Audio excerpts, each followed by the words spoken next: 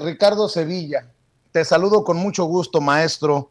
El maestro Ricardo Sevilla, escritor, periodista independiente, miembro de esta familia sin censura, quien también ha recibido amenazas de muerte.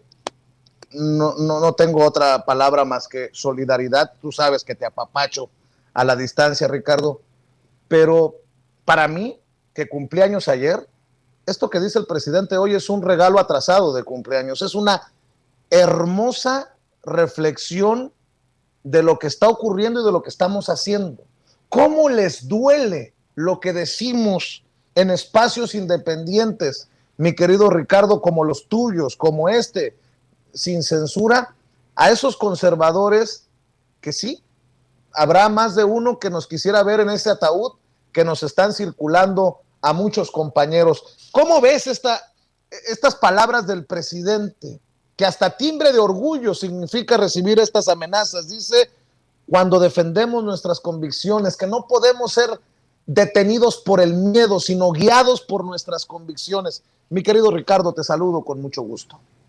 Muchas gracias, querido Vicente. Un gusto saludarte también de regreso y agradezco la solidaridad ante estos mensajes, ante estas bravatas que son definitivamente pues algo que no hay que dejar pasar, pero yo no las tomaría tan a la ligera. Estas amenazas en contra de quienes ejercemos el periodismo no solamente han crecido, se han recrudecido, cada vez son más directas, cada vez son más constantes este acoso, estas intimidaciones contra el periodismo independiente y crítico, porque no son amenazas contra el periodismo corporativo, contra las agencias de información de las empresas de Olegario Vázquez Raña, de Junco de la Vega, de Azcárraga, no, son en contra de los periodistas que ejercen la crítica y que ejercen el periodismo de manera responsable, con datos duros y con completa independencia. Eso hay que subrayarlo.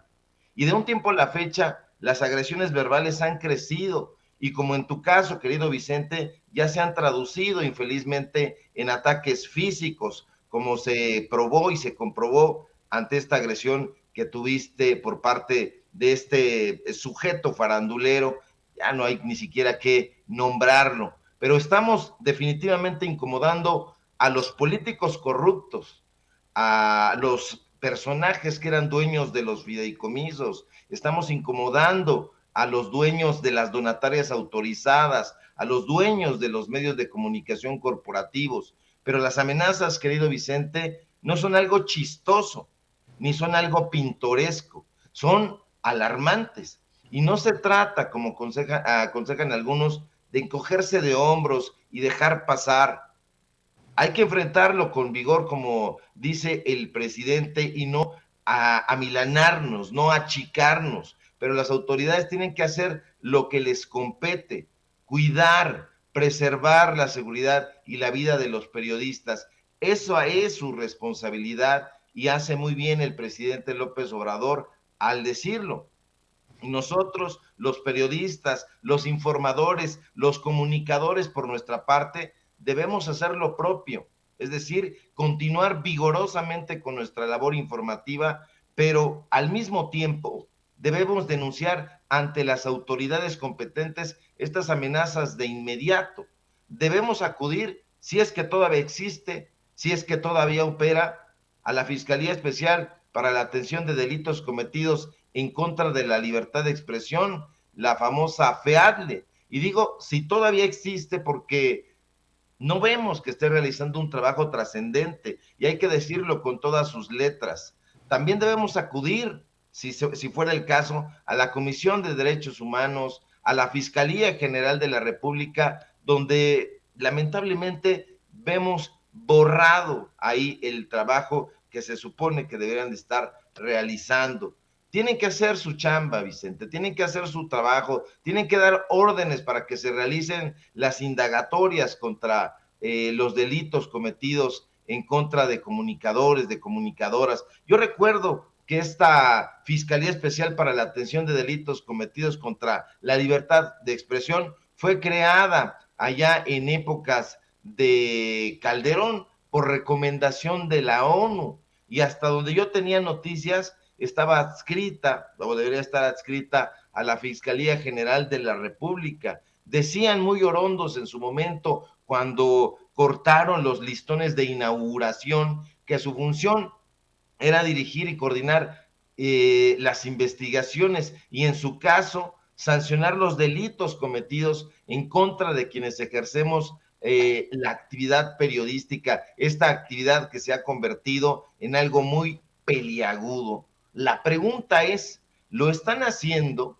Y si lo están haciendo, que nos expliquen, porque sencillamente no lo vemos. Si lo están realizando, que nos expliquen qué es lo que están realizando de manera puntual.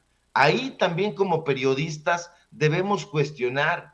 El presidente, ya lo hemos escuchado, ha dado instrucciones para que se proteja, para que se continúe protegiendo al gremio periodístico. Ha hablado, ya lo escuchamos, de una nueva generación de comunicadores. Celebra que exista, celebra que se exprese, pero al presidente le tienen que hacer caso sus subalternos. Y por eso debemos exhortar a las dependencias pertinentes, a la Secretaría de Gobernación, a la Fiscalía General de la República, al mecanismo de protección, que tomen medidas concretas y de protección inmediatas para periodistas amenazados.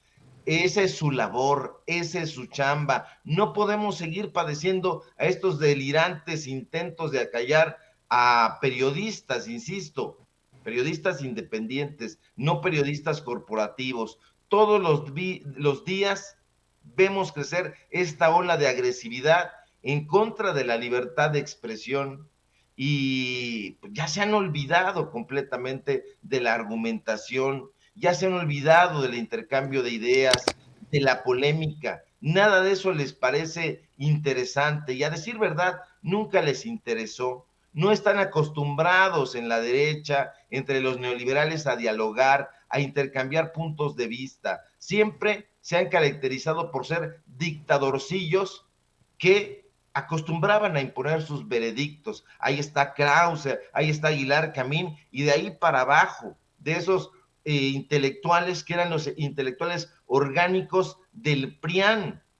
Pero como ahora, en este momento tan importante de la historia de México, han sido vencidos por esta nueva generación de periodistas, pues ya están desesperados, están rabiosos y ávidos de venganza contra quienes habían considerado, Vicente, público memorioso, que éramos personajes de poca monta y han acudido a esta estrategia virulenta de intimidación.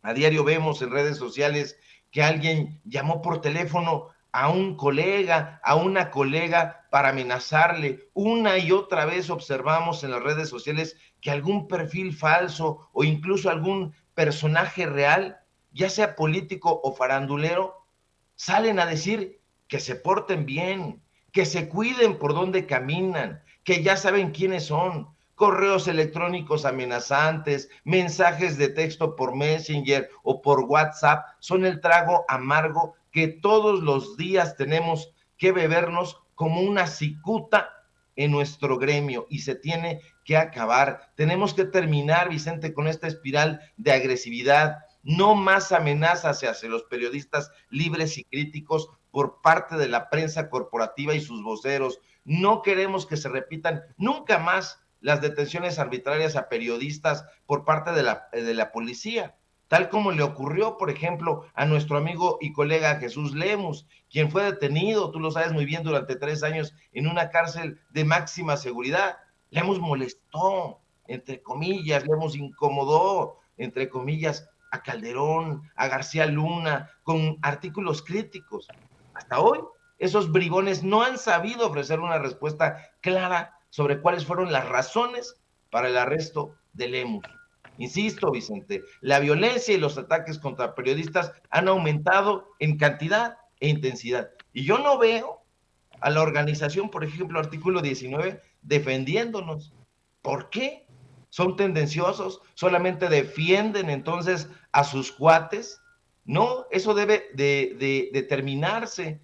Todos los días estamos recibiendo esto, ataúdes, féretros donde nos quieren meter, donde nos quieren llevar al panteón. Esto es ya completamente delirante y desde mi punto de vista, a lo mejor como pájaro de mal agüero, a lo mejor se presta al albur también, pero le encantaría a Lito Moreno, pues nos quieren meter ahí en ese ataúd. ¿Y por qué? Pues porque no cabe duda que los medios de comunicación críticos, los medios de comunicación independientes, nos hemos vuelto tutelares, nos hemos vuelto cada vez más incómodos y desde mi punto de vista, pues van a seguir arreciándose estas críticas, estas amenazas y las tenemos que parar y en eso radica que no debemos quedarnos callados, querido Vicente. Así es, no debemos quedarnos callados y hasta las últimas consecuencias, mi querido Ricardo Sevilla.